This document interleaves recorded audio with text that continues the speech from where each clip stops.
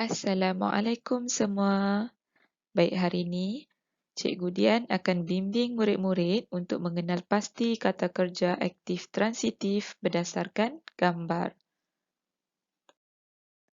Baik, apakah yang dikatakan dengan kata kerja aktif transitif? Kata kerja aktif transitif ialah kata kerja yang mesti diikuti oleh objek yang terdiri daripada frasa nama untuk melengkapkan maksudnya.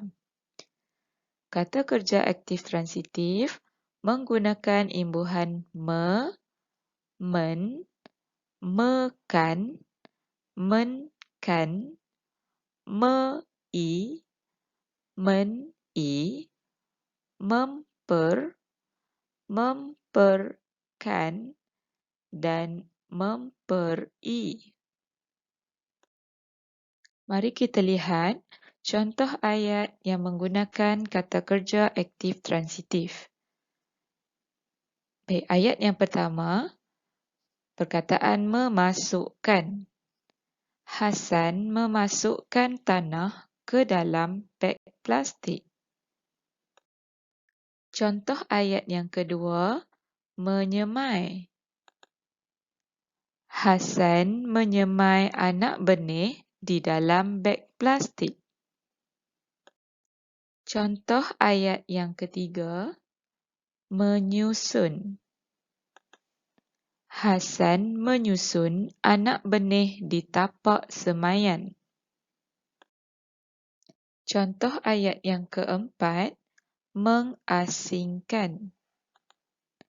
Hasan mengasingkan baja di antara baja pokok dengan baja bunga.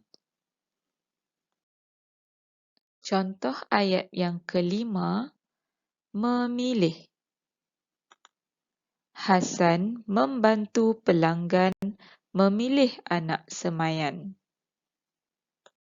Contoh ayat yang keenam, menjual. Hasan menjual anak semaian kepada pelanggan. Sebagai latihan pengukuhan untuk murid-murid, Cikgu Dian ada menyediakan latihan bina ayat menggunakan kata kerja aktif transitif. Cikgu minta murid-murid membina ayat menggunakan kata kerja aktif transitif ini di dalam buku BM2, seterusnya tangkap layar dan hantarkan kepada cikgu melalui aplikasi WhatsApp secara peribadi. Bina ayat menggunakan kata kerja aktif transitif berdasarkan gambar. Ayat yang pertama, sila guna perkataan menternak. Ayat yang kedua, sila gunakan perkataan memberikan. Ayat yang ketiga, sila gunakan perkataan membekalkan. Dan ayat yang keempat, sila guna perkataan membeli. Murid-murid tidak perlu melukis gambar, tetapi hanya menulis ayat sahaja.